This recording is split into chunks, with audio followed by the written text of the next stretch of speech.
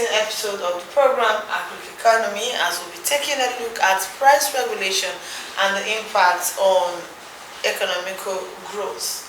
Our economist is here to tell us what this means and its translation to the Nigerian economy. I know so many of you will be wondering why is it that the price of Gari cannot be the same price here in Lagos, in Abuja, in Port Harcourt, and having a unitary pricing system for agricultural produce.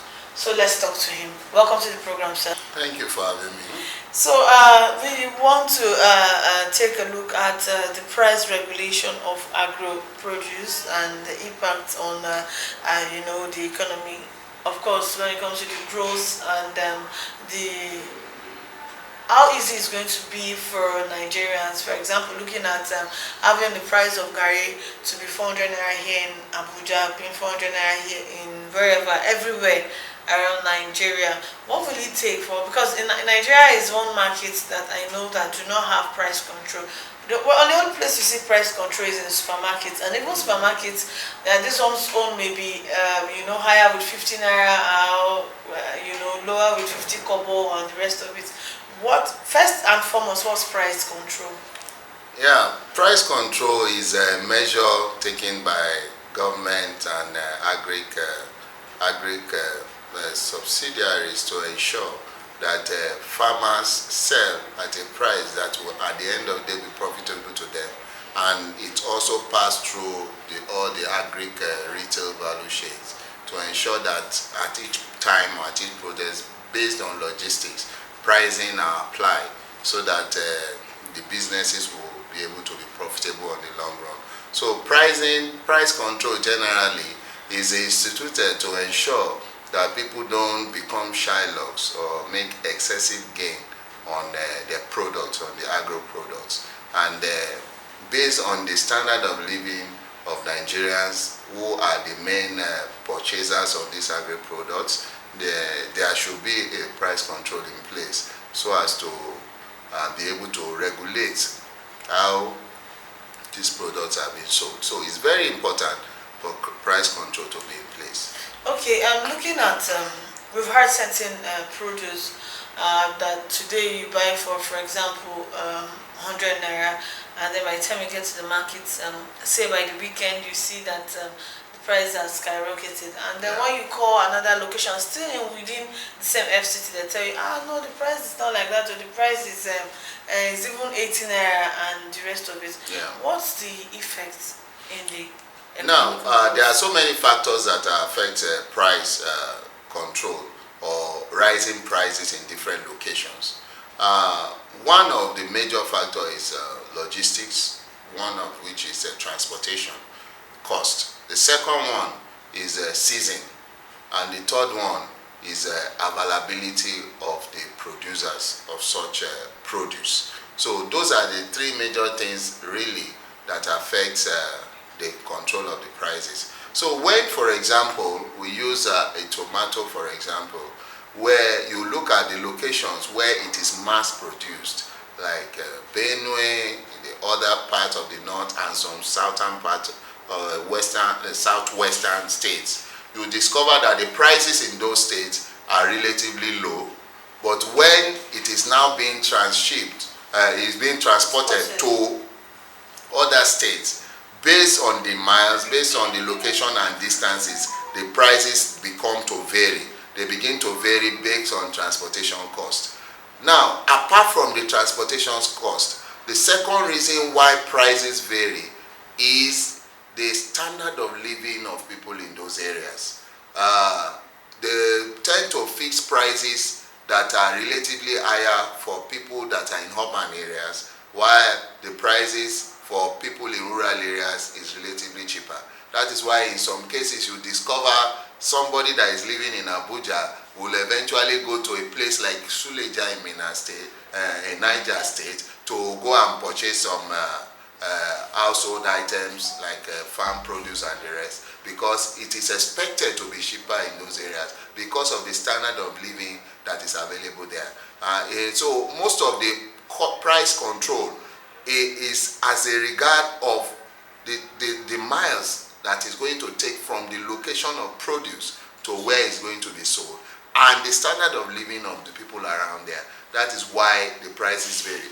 If you are a resident of Lagos, for example, you discover that if you want to buy something like tomatoes in a place called Lekki in Lagos, for example, the price will be astronomical, because it will be the standard of living of the people in that area will be factored into the cost of the tomatoes. But if you now decide, as somebody that is living in Lekki, to go to Mile 12 market, for example, you discover that you get that same product at a far less cost because of the people that patronize such markets. So the pricing is always because of location, the transportation cost, the security attached to it, and the area that is being sold.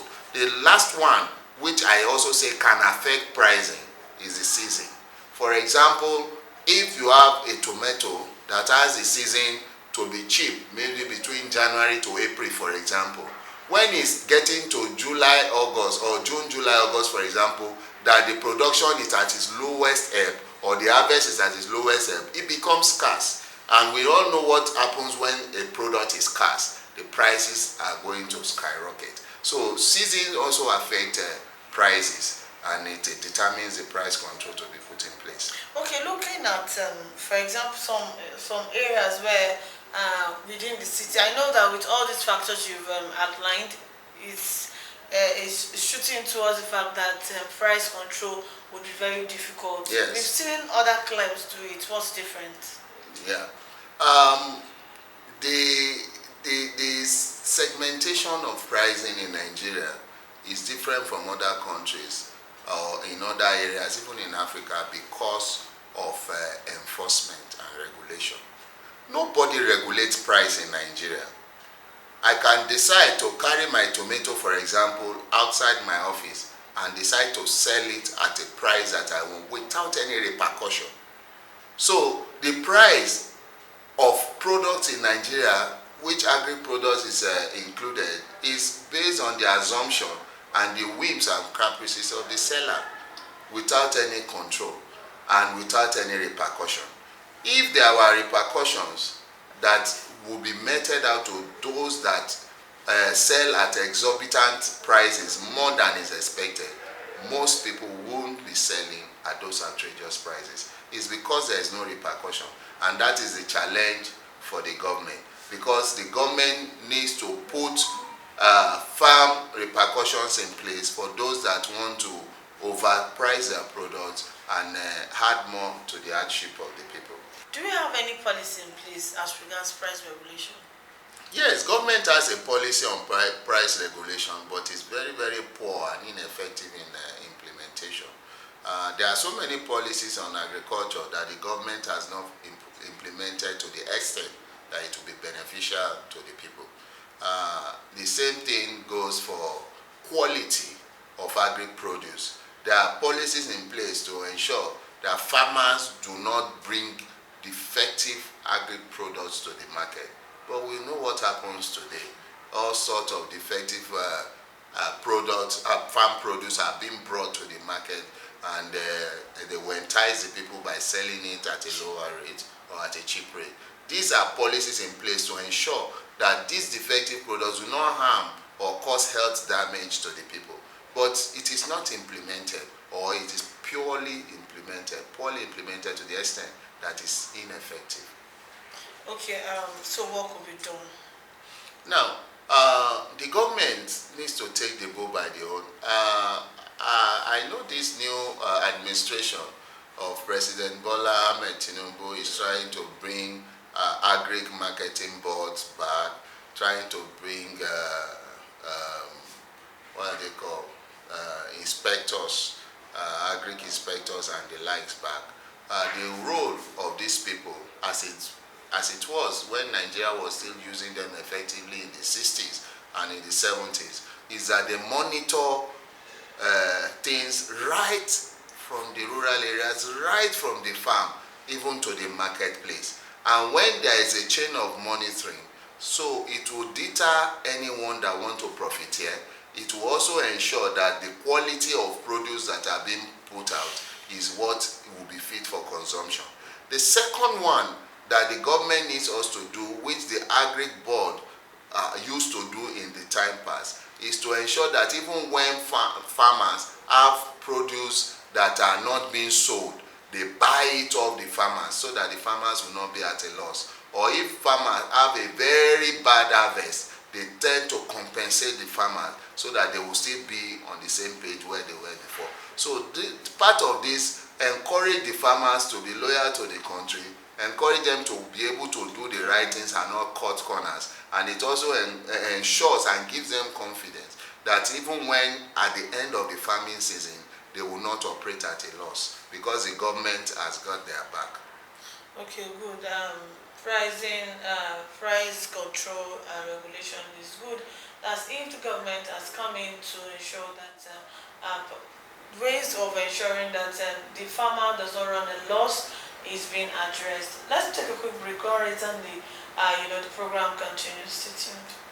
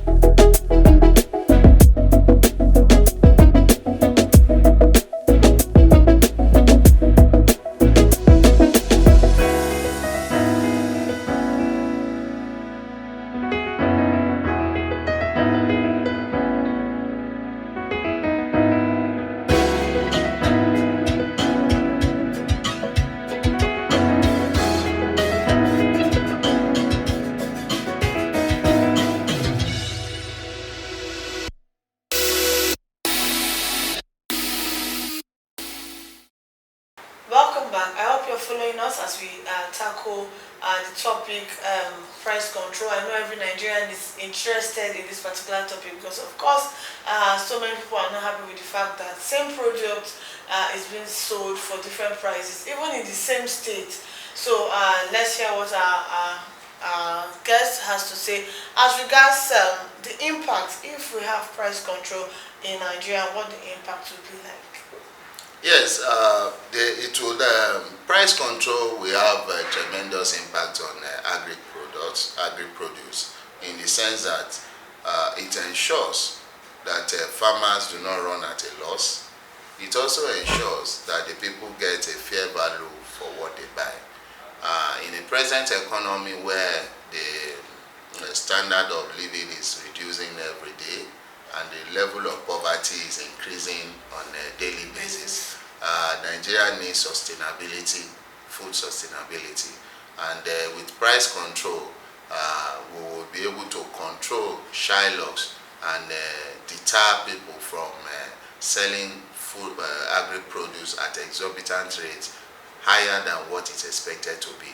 Also, price control helps the farmers and the produce marketers to continue to remain in business, because it ensures that their businesses continue in perpetuity, and knowing that the government will be able to intervene when there are serious problems along the line.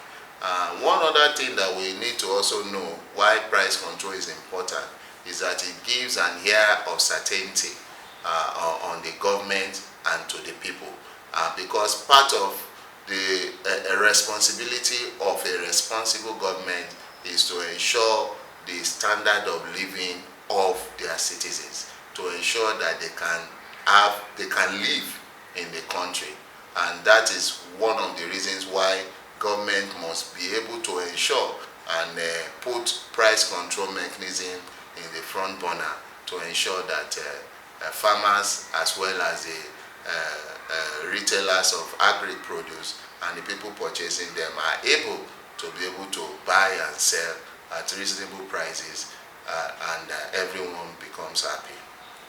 Okay, a word of less encouragement, because of course I know how many Nigerians have spoken to us because of our programs, because of course as we do the program we get feedbacks and we're like, when is the government going to look into the fact that we need price control? When is food item going to come lesser and the rest of it? What's your word of succor to Nigerians before we have all of this put in place? Now, one thing I like Nigerians for is our adaptive skills. We have been able to adapt over the years to varying prices, astronomical prices, changing prices that you buy something in January and it increases by 300% in June, and Nigerians still go ahead and buy it, struggling and smiling syndrome. But one thing I know is that if we have a responsive government that is looking at some of the anomalies in the system, then it can be able to help Nigerians to have, when you have what we call this price control, it hates your budgeting.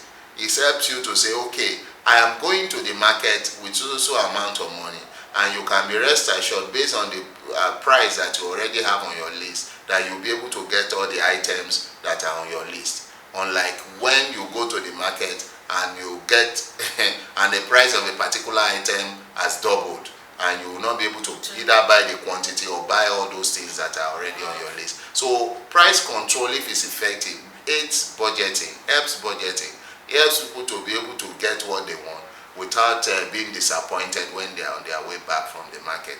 So that is why it's important that the government should look into it. It's part of the palliatives really that the government needs to put in place to help Nigeria at these times. To me, I still believe that when we are talking about price control, it means that we need to put institutions in place and put institutions on their toe and hold institutions accountable for their actions. We all know that an average farmer or an average retail farmer has associations. They have also groupings, and they have ways of reaching the government. I believe believe the government needs to call these associations, whether the farmers association, the transporters association, and all of them needs to be called together to a round table to ensure that they table their challenges and their problems, and the government also proffer solutions to it, so that if at the end of the day government decide to implement a price control, it will be a win-win situation for both the farmers, the transporters, the all on the value chain, and also even the consumers as well, so that everybody will be able to benefit from it. Because I know that some of these price changes or astronomical increases are as a result of one factor or the other, which if it is attacked by the government or assurances are given, it will be able to help to surmount these challenges. You can, for example, a trailer that used to buy maybe 100 liters of diesel from Kano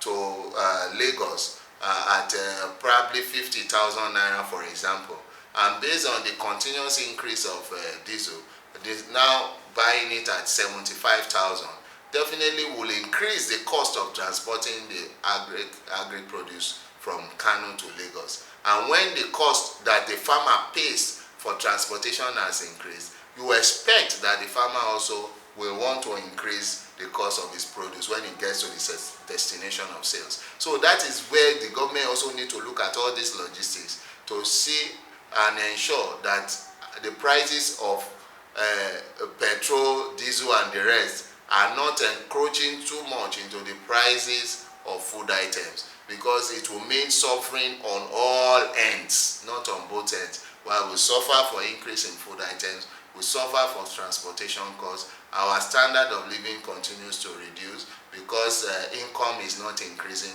Inflation has eaten deep and has made a 50,000 watt salary to become 15,000 and many other things. So the government needs to look into this price control, because it attacks our core essence as a country, because it attacks our survival.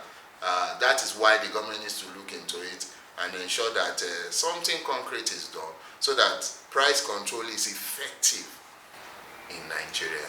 It's possible and it can be done.